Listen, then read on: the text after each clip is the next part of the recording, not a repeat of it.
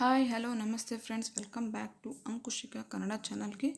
ನಾನಿವತ್ತು ತೋರಿಸ್ತಾ ಇರ್ತಕ್ಕಂಥ ರೆಸಿಪಿ ಬಂದ್ಬಿಟ್ಟು ಟೇಸ್ಟಿಯಾಗಿರ್ತಕ್ಕಂಥ ರೊಟ್ಟಿ ಫ್ರೈ ರೆಸಿಪಿನ ತೋರಿಸ್ತಾ ಇದ್ದೀನಿ. ಇದ್ರ ಜೊತೆಗೆ ಮೊಸರನ್ನ ಕಾಂಬಿನೇಷನಾಗಿ ತೊಗೊಂಬಿಟ್ರೆ ನಾವು 2-3-4 ರೊಟ್ಟಿ ತಿಂತಿದ್ರೂ ಗೊತ್ತಾಗಲ್ಲ, ಅಷ್ಟು ಟೇಸ್ಟು ಚೆನ್ನಾಗಿರುತ್ತೆ. ಇನ್ನು ನಿಮ್ಮ ಮಕ್ಕಳು ಮನೇಲಿ ಏನಾದರೂ ರೊಟ್ಟಿ ತಿನ್ನಲ್ಲ ಹಠ ಮಾಡ್ತಿದ್ದಾರೆ ತಿನ್ನೋದಕ್ಕಂದರೆ ಈ ಥರ ಒಂದು ರೊಟ್ಟಿ ಫ್ರೈ ಮಾಡಿಕೊಟ್ಬಿಡಿ. ಮಕ್ಕಳು ಅಷ್ಟು ಇಷ್ಟಪಟ್ಟು ತಿಂತಾರೆ. ನಮ್ಗೆ ಯಾವಾಗಲೂ ರೊಟ್ಟಿ ಫ್ರೈ ಮಾಡಿಕೊಡಿ ಅಂತ ಕೇಳ್ತಾರೆ, ಅಷ್ಟು ಟೇಸ್ಟ್ ಚೆನ್ನಾಗಿರುತ್ತೆ. ಇನ್ನೂ ಯಾರಾದರೂ ಚಾನಲ್ ಸಬ್ಸ್ಕ್ರೈಬ್ ಮಾಡದೆ ನೋಡ್ತಿದ್ದೆ ಫ್ರೆಂಡ್ಸ್, ಪ್ಲೀಸ್ ಸಬ್ಸ್ಕ್ರೈಬ್ ಮಾಡ್ಕೊಳ್ಳಿ. ಹಾಗೆ ವೀಡಿಯೋ ಇಷ್ಟ ಆಯ್ತು ಅಂದರೆ ಲೈಕ್ ಮಾಡಿ. ಬನ್ನಿ ರೆಸಿಪಿ ಮಾಡೋದು ಹೇಗೆ ಅಂತ ನೋಡ್ಬಿಡೋಣ. ಬೇಗ ತೋರಿಸ್ಬಿಡ್ತೀನಿ. ನಾನಿಲ್ಲಿ ಆಲ್ರೆಡಿ ಕಡಾಯಿನ ಬಿಸಿ ಮಾಡೋಕ್ಕೆ ಇಟ್ಕೊಂಡಿದ್ದೆ. ಅದಕ್ಕೆ 4-5 ಟೇಬಲ್ ಸ್ಪೂನ್ ಅಷ್ಟು ಎಣ್ಣೆ ಹಾಕ್ಕೊಂಡಿದ್ದೀನಿ. ಎಣ್ಣೆ ಚೆನ್ನಾಗಿ ಬಿಸಿ ಆಗ್ತಿದ್ದಾಗೆ ಸಾಸಿವೆ, ಜೀರಿಗೆ ಇದೆಲ್ಲ ಚೆನ್ನಾಗಿ ಚಟಪಟ ಸಿಡ್ತಿದ್ದಾಗೆ 2 ಮೀಡಿಯಮ್ ಸೈಜ್ ಅಷ್ಟು ಈರುಳ್ಳಿ ಕಟ್ ಮಾಡಿ ಇಟ್ಕೊಂಡಿದ್ದೀನಿ. ದೊಡ್ಡದಾದರೆ 1 ತೊಗೊಳ್ಳಿ.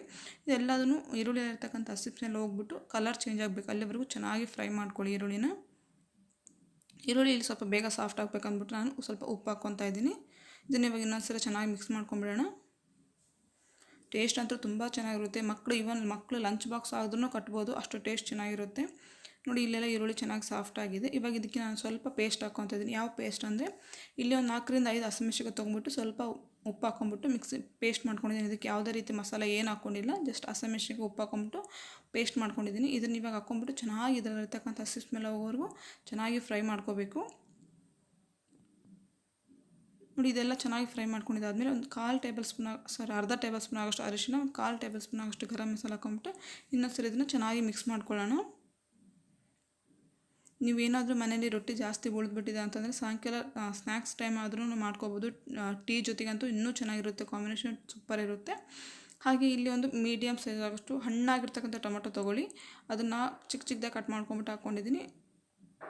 ಇಲ್ಲಿ ಸ್ವಲ್ಪ ಟೊಮೊಟೊ ಸ್ವಲ್ಪ ದಪ್ಪ ಇದೆ ಅಂದ್ಬಿಟ್ಟು ನಾನು ಸ್ವಲ್ಪ 2 ಟೇಬಲ್ ಸ್ಪೂನ್ ಆಗೋಷ್ಟು ನೀರು ಹಾಕ್ಕೊಂಡಿದ್ದೀನಿ.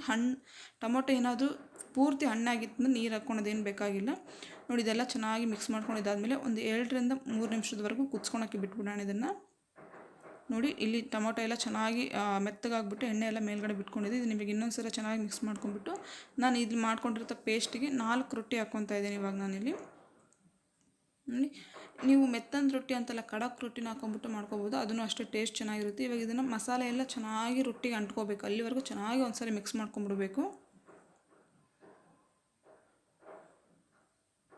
ನಾನು ಅಷ್ಟೇ ಯಾವಾಗಲೂ ನಮ್ಮ ಮನೇಲಿ ರೊಟ್ಟಿ ಜಾಸ್ತಿ ಮಾಡ್ತೀವಿ. ಏನಾದರೂ ಸಾಯಂಕಾಲ ಟೈಮ್ ಉಳಿದಿತ್ತಂದರೆ ನಮ್ಮ ಮಕ್ಕಳಿಗೂ ಅಷ್ಟೇ ಈ ಥರ ಸ್ನ್ಯಾಕ್ಸ್ ಟೈಮ್ ಥರ ಮಾಡಿಕೊಟ್ಬಿಡ್ತೀನಿ. ಅವರು ಅಷ್ಟೇ ತುಂಬ ಇಷ್ಟಪಟ್ಟು ತಿಂದ್ಬಿಡ್ತಾರೆ. ಹೊಟ್ಟೆನೂ ಫುಲ್ ಆಗಿಬಿಡುತ್ತೆ. ನಾವೇನಾದರೂ ಬೇರೆದು ಸ್ನ್ಯಾಕ್ಸ್ ಕೊಡೋ ಬದಲು ಈ ಥರ ಏನಾದರೂ ಸ್ನ್ಯಾಕ್ಸ್ ಮಾಡಿಕೊಟ್ರೆ ಅವರೂ ಇಷ್ಟಪಟ್ಟು ತಿಂತಾರೆ. ಒಂದ್ಸಲ ಚೆನ್ನಾಗಿ ಮಿಕ್ಸ್ ಮಾಡ್ಕೊಂಡಿದ್ದೀನಿ.